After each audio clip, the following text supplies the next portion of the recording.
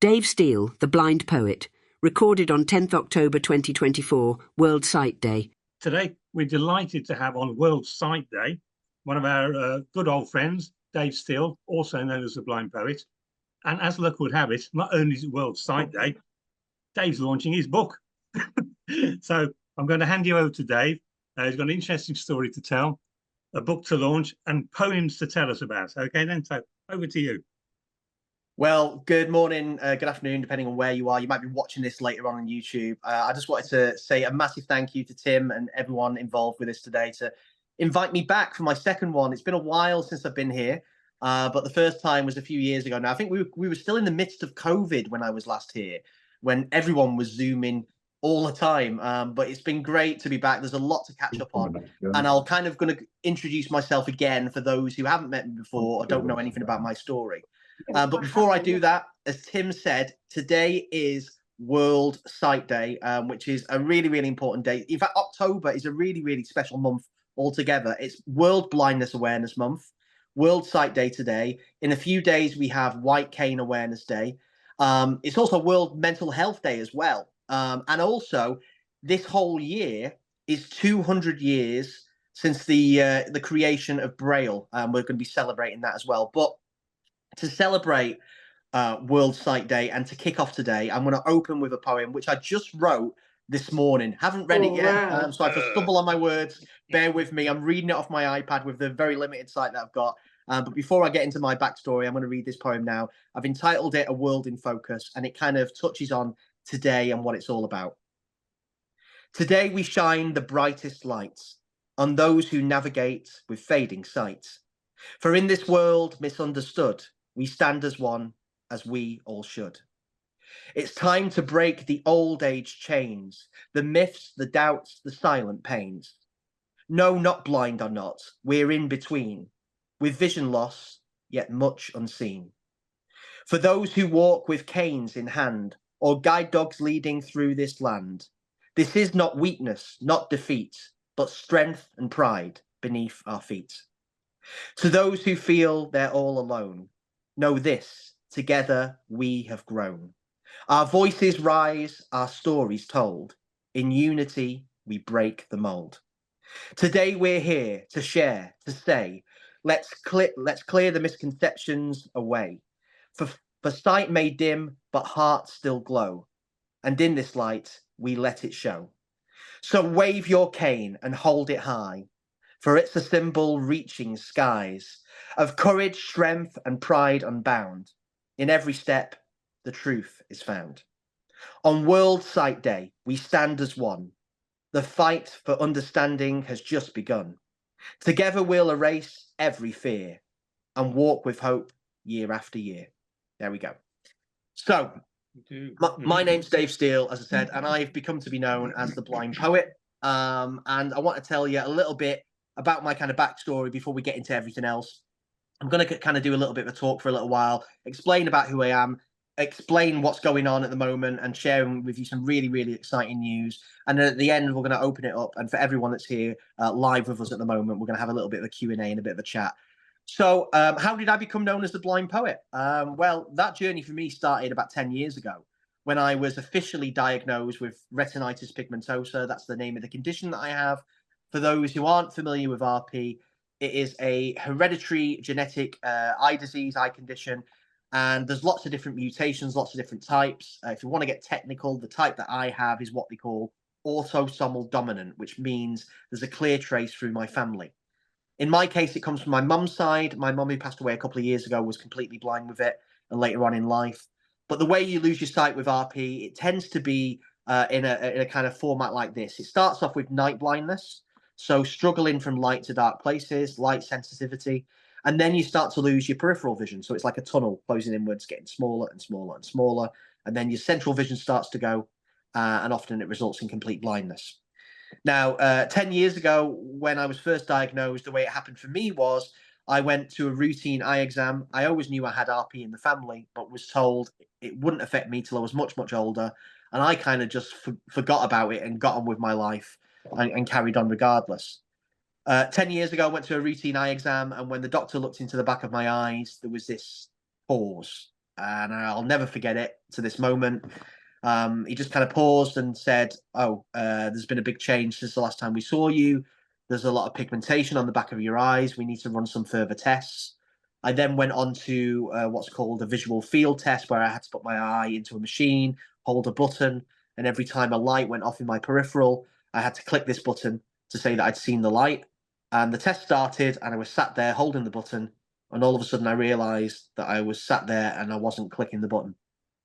And all of a sudden I had this realization of, oh God, this is happening. The test finished. The doctor said to me, look, you need to stop driving straight away.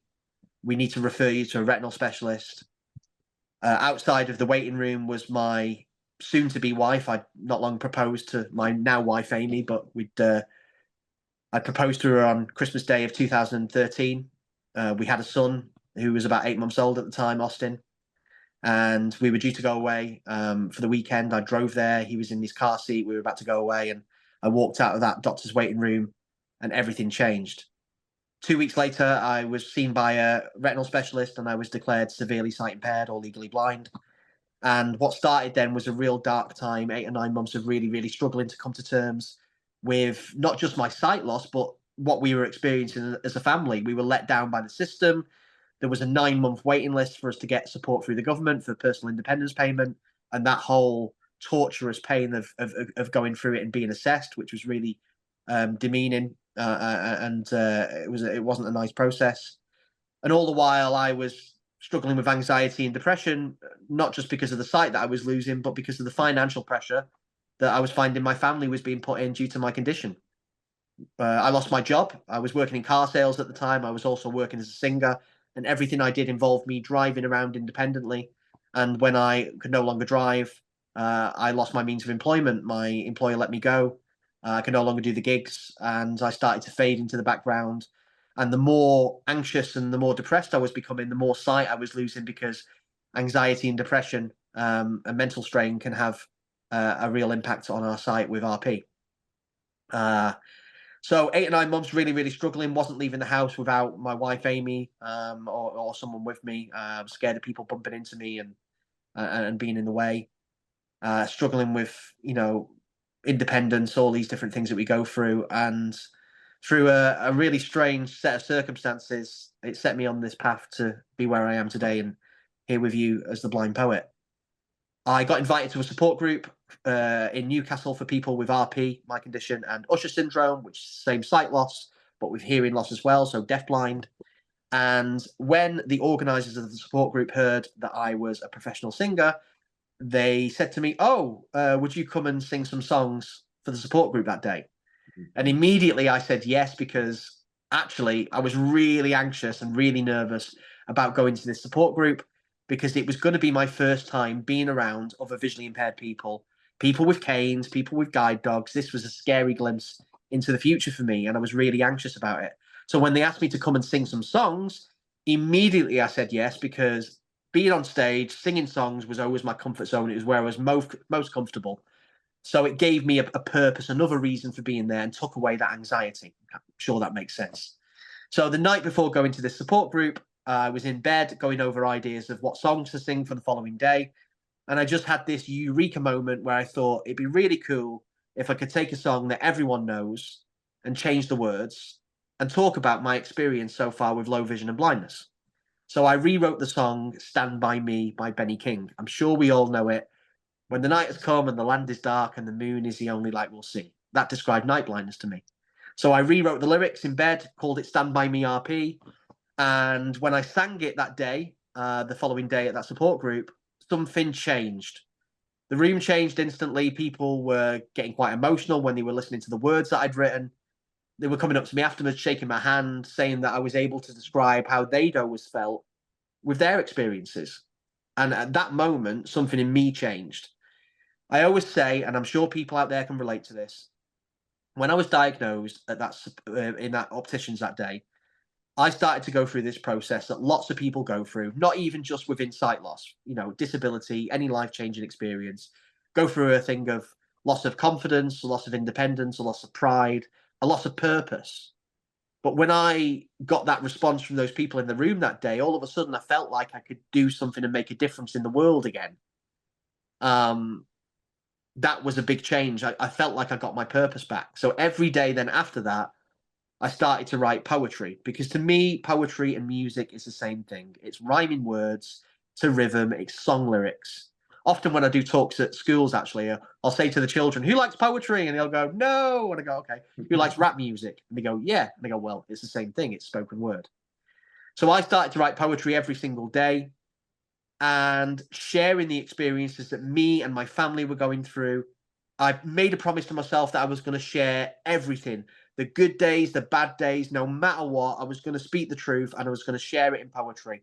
And every time I shared one of these poems, I started to post them online, on support groups, on Facebook and things like that. And I started to get messages from people all over the world saying that not only were they relating to the words that I was saying through the poems, but also they were using my poetry as a way for them to explain to their friends and family and their loved ones how they were feeling when they couldn't find their own words. And that was something really, really special. And that only encouraged me to write more and more and more. And after a little while, I'd written 100 poems and I started to get messages saying, you really need to put these in a book. And I was like, I don't know how to do that. So the people of my page and my following from the support group started a GoFundMe campaign.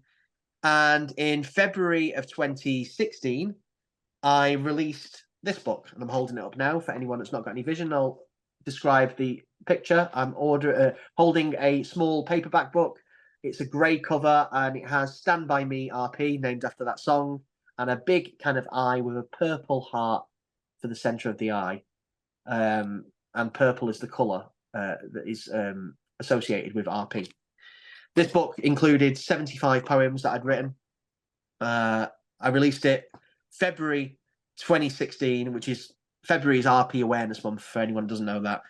And when the book was released, something magical happened. Not only was I a published author for the first time, but as myself and my wife were going to celebrate, driving to a restaurant, she was driving, obviously, I'm in the passenger seat, and my mobile phone rang, and it was Guide Dogs, the charity, saying that they found a match and they'd found a guide dog for me. I'd been on the waiting list for 18 months. So not only when that first book was released was I happy to be a published author, but also I found my match in my guide dog, Christopher, who's just laying at the side of me now, who is just retired earlier this year.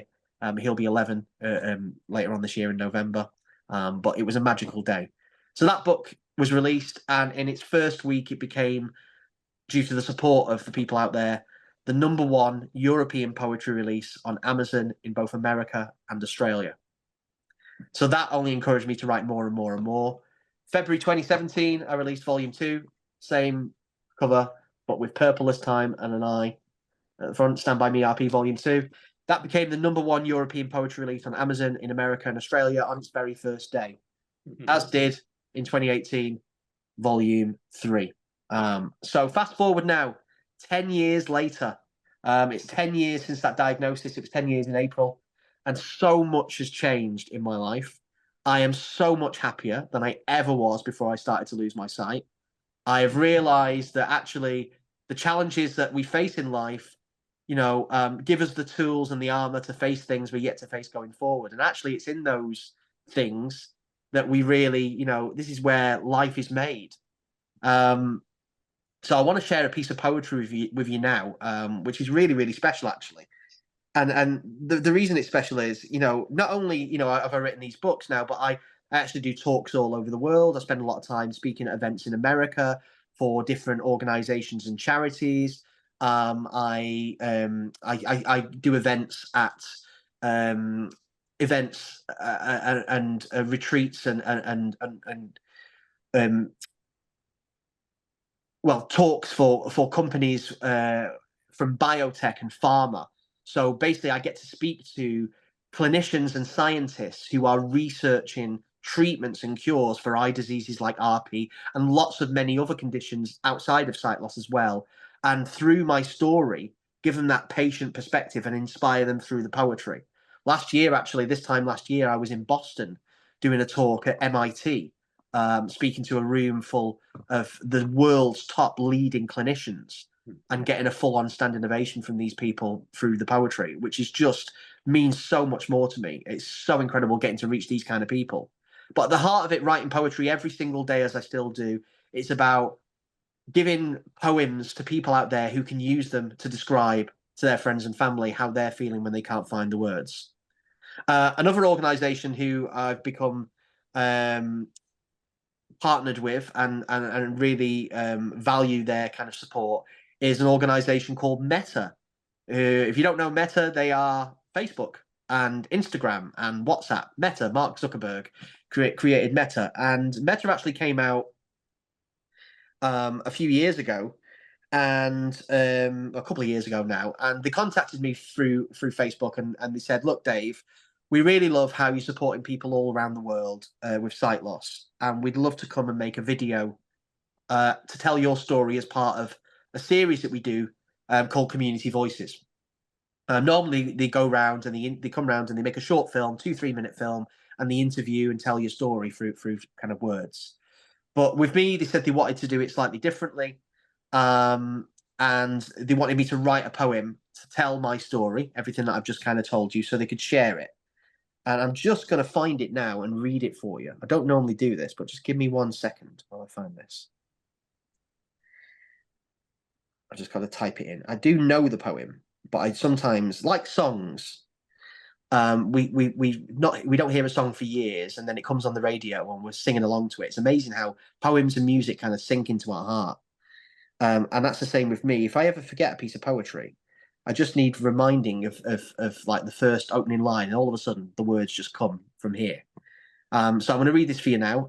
If anyone wants to watch the video for this poem, go onto YouTube, type in Meta Times, as in an X, The Blind Poet, and it'll come up and you can watch it. And it's amazing. It shows my family, shows my story in such a beautiful way. But hopefully, for those who have no vision, the words in the poem will also tell the story, and that's why poetry is so powerful. So I'm going to read this to you now, and it tells the story of what I just told you. So here we go.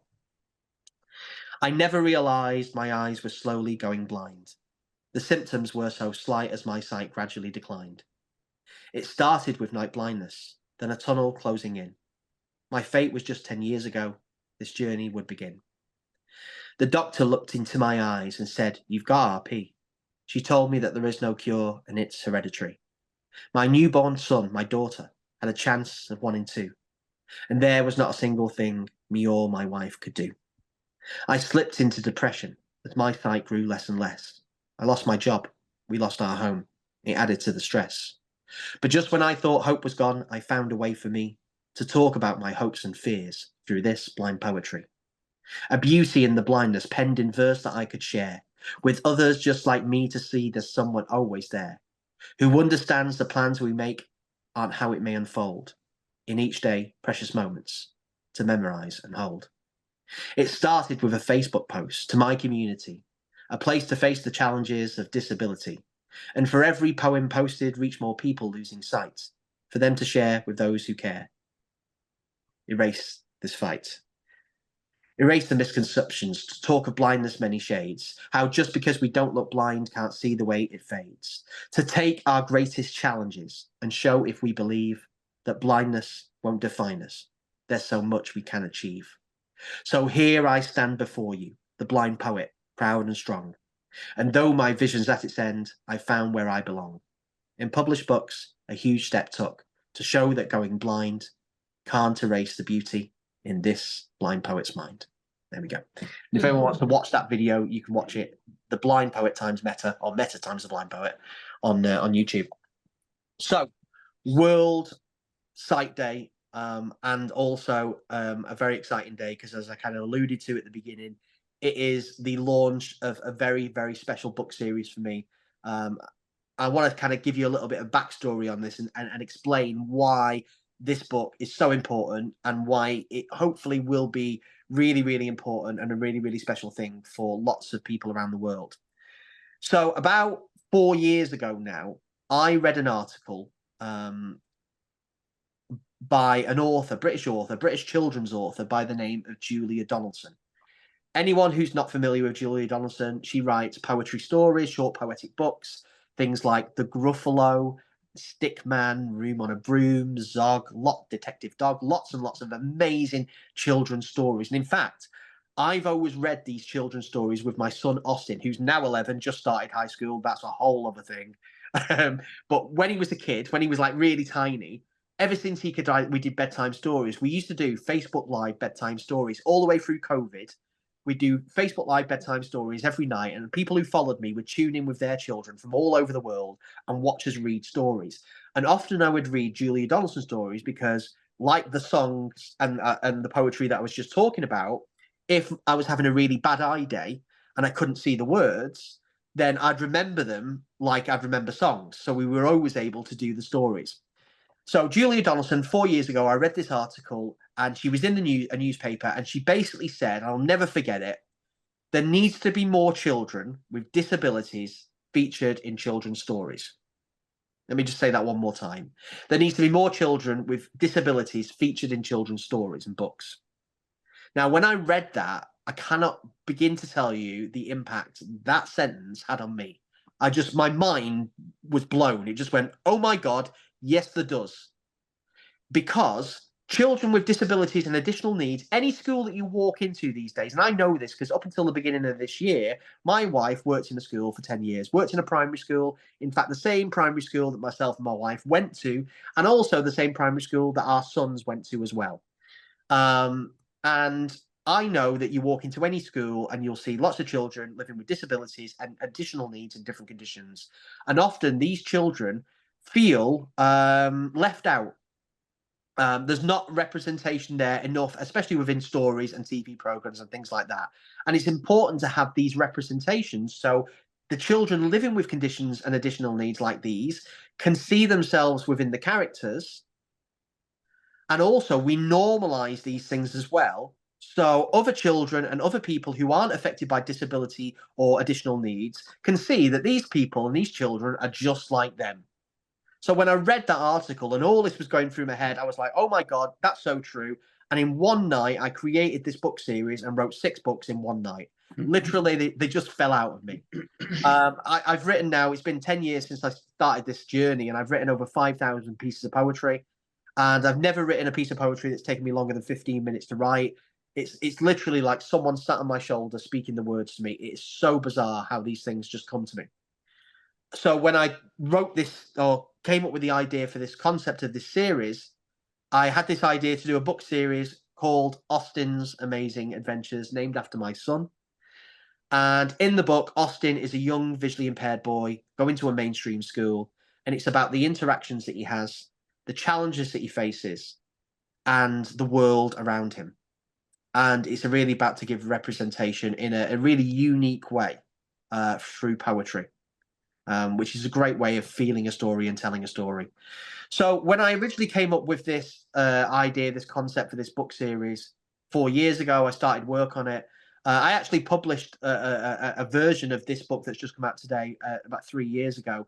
And when it came out, it was on TV here. It was on Granada Reports in the Northwest. It was being used in schools, both here in the UK and in the US to teach inclusion as part of lessons, the way I designed it.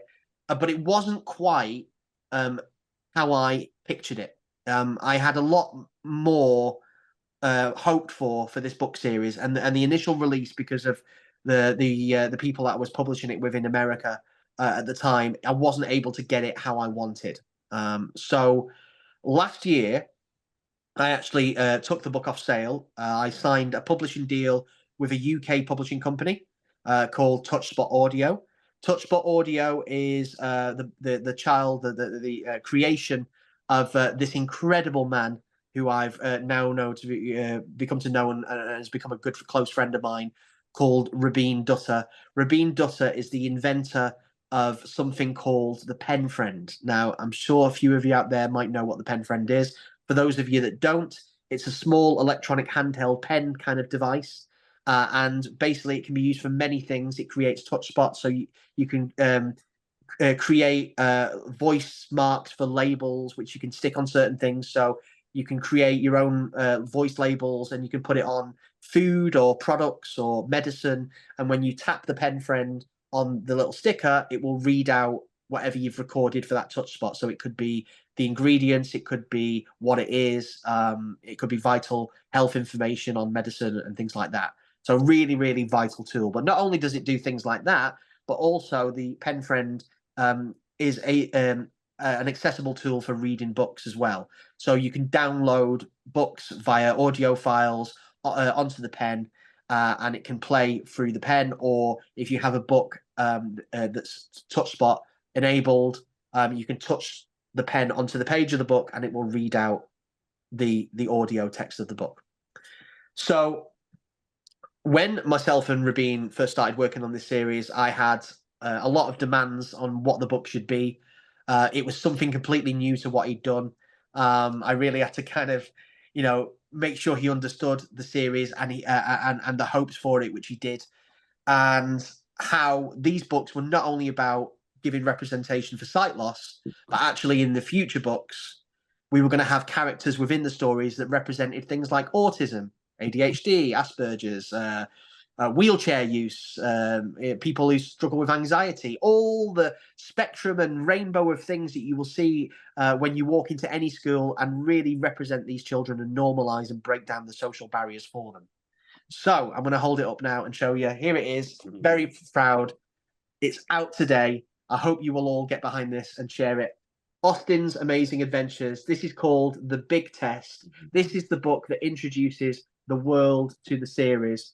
On the book, just to say how accessible it is. So the way it works is the book is in large print. The book also, every illustration within the book comes with an image description.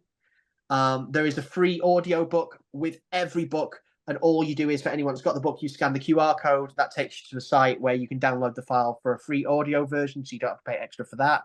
There is Braille within the book to show children who have no experience of Braille what that feels like as well. So we're introducing people into the world of Braille.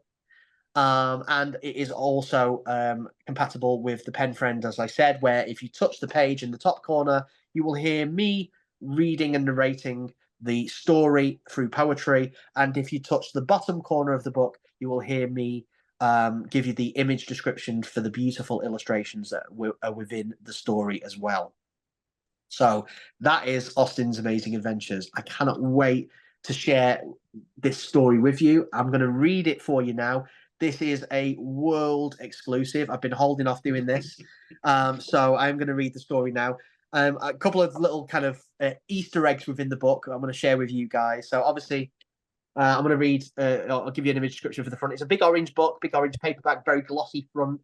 There's a orange kind of cover with the big test part of Austin's Amazing Adventures in white at the top. And then there's a circle in the middle of the book. And within the circle is young Austin, who looks exactly like my son. He's walking confidently with his cane waving. And behind him, with a guide dog following him, is his dad.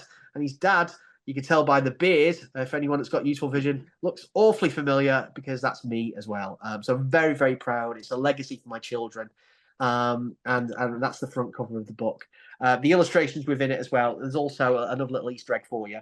On the inside of the first page, where you see the big test, you'll see there's a picture of Austin sat at a desk with his teacher, and the teacher, through Braille Lego bricks, is helping him learn Braille, which we'll get into the story. And actually, the illustration of the teacher is my mother-in-law, Pat Tierney, my wife's mum. And the reason why she is the teacher is she was the one who came up with the name Austin's Amazing Adventures. So I wanted to pay tribute to my mother-in-law, also brownie points as well, let's face it, and made her the teacher within the stories. And there's going to be lots more of my family appearing in the later books, but I'll talk about that after I've read you Austin's Amazing Adventures, The Big Test, because the second book will be coming out early next year, and there's a reason I'm even more excited about the second book than I am even this one. So sit back and listen. This is Austin's Amazing Adventures, The Big Test. I hope you buy a copy. I want as many people to buy copies today. Get onto the website. We'll get links posted. Also, if you want to buy an extra copy, I'd love you to donate it to your local library or your local school, and also have one at the local sight loss charity as well. Please, I hope you'll support this. But it goes like this. In a little town not far from here, there's a boy that you might know.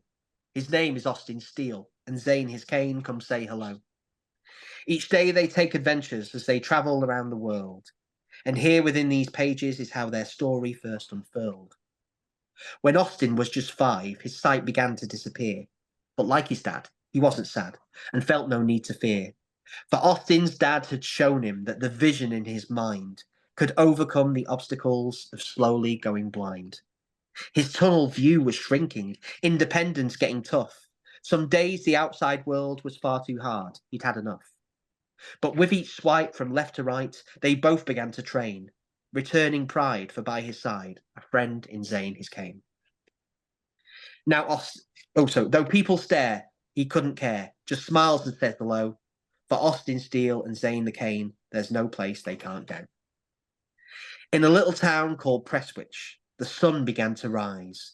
As Austin yawned, a new day dawned, though viewed through tunneled eyes. Today, like many others, was a day he'd go to school, and with Zane his cane to guide him, Austin felt so cool. But this morning, feeling nervous, for today was the big test. The teacher gave out spellings, and Austin would try to do his best. Though he could see the whiteboard, some words were hard to read. The other kids in Austin's class wrote them down with ease and speed. No need to worry, Miss Tierney said. These tests you shall not fail. Together we will learn a special language they call Braille. So Miss Tierney and Austin each day would take the time, and feeling with his fingers learnt his spellings line by line. Once more he felt amazing, and as he journeyed out to play, he spared a thought for the lesson taught. With help, there's always a way. And that's the story of Austin's amazing adventures. And also at the back of this book, and the back of every book to come, there's also a section called Talking Points. Now, these are open-ended questions which start off the conversation about low vision and blindness and the story within the book. So it gets children talking about their own feelings, if they're experiencing it, or for children who have no experience, it gets them talking about it well and really starts the conversation. And these can be read at home as part of bedtime stories, but can also be read within a school as part of a lesson to teach inclusion. And there's also going to be free downloadable teaching lesson plans with lots of ideas of activities you can do surrounding this book as well. So I hope this is going to be a resource, not just for people and children at home, but for lots of schools all around the world to really create more awareness and break down those social barriers and normalize disabilities and additional needs. Now, before I finish off, I want to give you a little glimpse of book 2. Book 2 will be coming out earlier next year, and book 2 for me really opens up the possibilities of this series and shows the world in no uncertain terms why this book series will be so important. So, on a personal note, a few years ago in my family, on my wife's side, we lost a nephew. My sister-in-law, Kath, lost her son, Josh. Josh was 18 and he passed away to a condition called Duchenne muscular dystrophy. Some of you may be familiar with it. It's a terminal muscle wasting disease. Josh was just 18 when he passed away. When Josh passed away, or actually before Josh passed away, when I first started creating this book series, I remember my sister-in-law, Kath, saying to me, I wish there had been something like this for Josh when he was a kid, so he would have been better understood within school. So I made Kath a promise that I was going to put Josh within the second book. And when he passed away, that promise grew even more into something that really drove me to create something really, really special for the second book of the series. And to show how the future series in the book is going to give representation to many children all over the world, no matter their condition or additional need. So the second book, which is called The Unstoppable Duo, this is the first time me talking about it. So that's a real, I don't know if I'm going to get in trouble from the publisher for saying this, but what the hell, I don't care, it's World Sight Day, whatever. Austin's Amazing Adventures, The Unstoppable Duo, is obviously told in poetry like the first story, and I'm not going to read the story to you, you'll have to wait for that. But in the story, Austin's in class one day, they hear there's going to be a new kid coming into class, joining them, starting at school that day. They're all excited to find out who it's going to be. And suddenly the door opens, and in comes Josh in a wheelchair. And Austin, being a kid with a disability, he decides that he's going to be the one to help Josh settle in, because Josh might be nervous or anxious or scared to be in a new surrounding. But what becomes very, very clear very quickly is Josh isn't any of these things. He's confident, he's funny, he's cheeky. And we flip that stereotype of it being seen as a weakness. And the second half of the book is a wonderful tale in poetry of Austin being in his bedroom with Josh, playing together, and they're using their imaginations. And in the illustrations, you see them become different things like astronauts and cowboys and all these different things. And it's them playing together, using their imaginations and freeing themselves from the limitations that they have with their additional needs and disabilities. But that is a little glimpse into the second story. So that's it. That's where I am now. Lots of exciting things have been going on. There's probably more that I've not mentioned. Lots of trips planned. I was the keynote speaker at the flame lighting ceremony for the Paralympic Games a few months ago. I've been working on a big project with the Paralympic Games, doing poetry and art workshops for schools around Buckinghamshire, celebrating Buckinghamshire as being the birthplace of the Paralympics, and was honoured to be the keynote speaker and reading a piece of poetry, especially written for the flame lighting ceremony a few weeks ago, and lots more planned. I'm going to be visiting schools, doing tours around libraries and all sorts. So we're going to open it up now. You can all come in and say hello. And if anyone's got any questions, anything they'd like to ask me, please feel free. Right. Well, thank you, Dave. And it's really good that, as Dave said, it comes to a group like us, which is great, but it also goes to the Massachusetts Institute of Technology. Yeah, that was a real honour. It was a real moment to be there. Yeah. Thank you. I'm just wondering, shall we stop recording or for this session? It's totally up to you guys. I'm happy to go on, but it's up to you guys. Sometimes yeah, people we'll stop recording. And, okay. Sometimes people